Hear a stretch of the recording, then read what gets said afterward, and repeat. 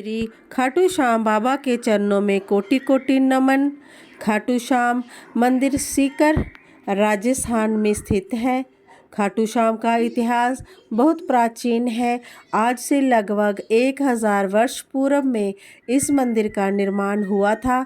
सीकर जिला मुख्यालय से 43 किलोमीटर दूर खाटू नामक गांव में बाबा खाटू श्याम का प्राचीन मंदिर है। इस मंदिर में भगवान श्री कृष्ण और बरबरी की पूजा होती है। खाटू श्याम में बरबरी का सर है, जिसे बरबरीक ने भगवान श्री कृष्ण के कहने पर दान कर दिया था। कलयुग में खाटू श्याम को श्री कृष्ण का अवतार भी माना जाता है। खाटू श्याम को हारे का सहारा कहा जाता है, क्योंकि जिसकी मनोकामना कहीं पे भी पूरी नहीं होती, उसको श्याम बाबा पूरी करते हैं।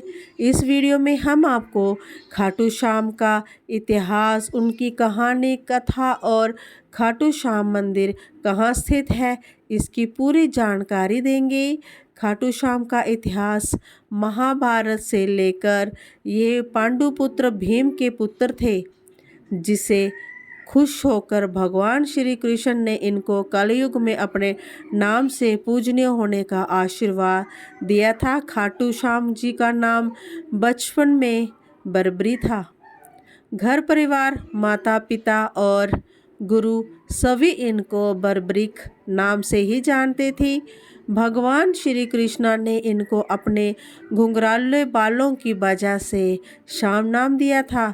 खाटू श्याम जी को श्याम बाबा दोनों का नाथ, कलयुग का अवतार, शीश का धानी, खाटू वाला श्याम, हरे का सहारा, लखदाता, नील घोड़े का अवतार, खाटू नरेश आदि नाम से भी जाना जाता है। खाटू श्याम को मोरवी नंदन भी कहा जाता है। खाटू श्याम जी की कहानी की शुरुआत मध्यकालीन महाभारत से शुरू होती है।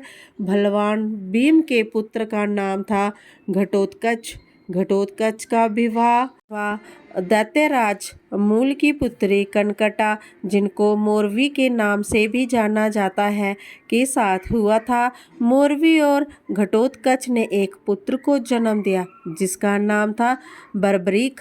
बचपन से ही बरबरीक ने अपनी माता मोरवी और भगवान श्री कृष्ण से युद्ध कला सीख ली थी। बरबरीक ने भगवान शिव की तपस्या की, जिससे प्रसन्न होकर शिव जी ने उन्हें 3 वर दिए। ये 3 वर उनको तीनों लोकों में विजय दिलवा सकते थे। यह वरदान पाकर बरबरीक बहुत खुश हुए। बरबरीक अपनी वीरता और शक्तियों के लिए जाने जाते हैं।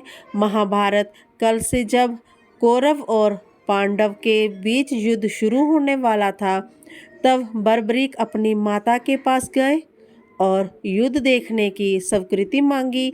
इस पर उनकी माता ने उनसे पूछा कि तुम किसकी तरफ से युद्ध लड़ोगे। इस पर बरबरीक ने जवाब दिया, जो हारेगा मैं उसकी तरफ से युद्ध लड़ूंगा माता। आज से मिलने के बाद बरबरीक महाभारत का युद्ध देखने के लिए निकल पड़े। भगवान श्री कृष्ण ने सब देख रहे थे। श्री कृष्ण हम जानते थे कि यदि बरबरीक को नहीं रोका गया तो युद्ध का परिणाम पलट देगा। रास्ते में जाते हुए बरबरीक को श्री कृष्ण ब्राह्मण का रूप धारण करके और पूछा कि बालक, तुम अकेले 3 बार लेकर कहाँ जा रहे हो। तब बरबरीक ने जवाब दिया कि मैं महाभारत का युद्ध देखने जा रहा हूँ, और इस युद्ध में जो हारेगा मैं उसका साथ दूंगा। उपासना पूर्वक श्री कृष्ण ने कहा, सिर्फ 3 तीर लेके सहारे युद्ध लड़ने जा रहे हो, इसे तो 3 सैनिक भी नहीं मारे जाएंगे। यही सुनकर बरबरीक बोल पड़े, ब्राह्मण, यह कोई साधारण तीर नहीं है। यह मेरे आराध्य महाप्रभु शिवजी ने मुझे दिए हैं। 3 बार तो ये 3 तीर क्या, सिर्फ एक बार एक पल में युद्ध को ख़त्म कर देगा। हालांकि यह बात श्री कृष्ण पहले से जानते थे। बरबरीक को रोकने के लिए श्री कृष्ण ने उनकी परीक्षा ली। श्री कृष्ण ने कहा, हे बालक, इस पीपल के पेड़ के पत्तों को भेद कर दिखाओ।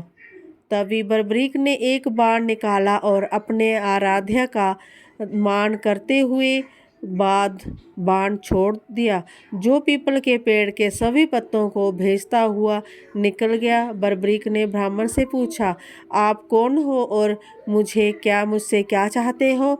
इस पर उसे ब्राह्मण ने जवाब दिया कि मुझे दान चाहिए, क्या तुम दे सकते हो? बर्बरीक ने इतना कहा, मांगो, आपको क्या चाहिए?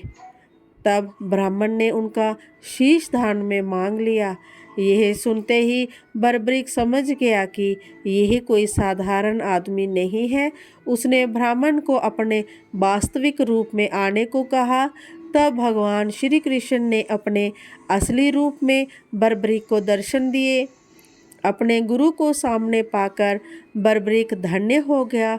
तब बर्बरीक ने रात भर भजन किया और दूसरे दिन फागुन शुक्ल द्वादशी को स्नान करके अपने हाथों से बर्बरीक ने बिना डरे कि अपना शीश काट कर भगवान के चरणों में रख दिया।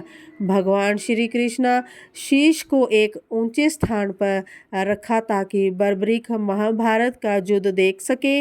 बर्बरीक की दानवीरता से खुश होकर श्री कृष्ण ने उन्हें अपना नाम शाम उपहार के स्वरूप भेंट कर दिया। साथ ही आशीर्वाद भी दिया कि आने वाले युग में तुम मेरे नाम से पूजे जाओगे। जब भी कोई हारा और टूटा हुआ व्यक्ति तुम्हारे पास आएगा, तुम्हारी पूजा से उसके सब कर्म पूर्ण हो जाएंगे। श्री कृष्ण बर्बरीक के सर को एक ऊंचे स्थान पर रख दिया। आज विश्व विख्यात खाटू श्याम मंदिर इस स्थान पर बना हुआ है। यहाँ पर उनका काटा हुआ सर रखा गया था। तो ये खाटू श्याम जी की बेहद अद्भुत कहानी। खाटू श्याम का महत्व कल युग के साथ साथ बढ़ेगा, क्योंकि भगवान श्री कृष्ण ने इनको आशीर्वाद दिया था कि जैसे जैसे कल युग बढ़ेगा तुम्हारा यश और कीर्ति, लोगों की आस्था बढ़ेगी। आज बाबा खाटू श्याम हारे का सहारा बनकर भक्तों के उनके काम करके और उनके दुख दर्द को हर रहे हैं। खाटू श्याम का महत्व इसलिए भी बढ़ जाता है कि इन्हें कलयुग का भगवान माना जाता है। आस्थावान लोगों के हर काम होते हैं और ऐसा कहा जाता है कि जो व्यक्ति अपने जीवन में अपने दुखों और कष्टों से घिरा हुआ है, अपने जीवन में हर हार मान चुका है, उसे एक बार अवश्य खाटू श्याम जी के शरण में जाना चाहिए। तो दोस्तों, उम्मीद करती हूँ कि बाबा खाटू श्याम का इतिहास और खाटू श्याम जी की कहानी आपको अवश्य पसंद आई होगी। कमेंट बॉक्स में खाटू श्याम धनी की जय लिखकर कमेंट जरूर करें। धन्यवाद दोस्तों।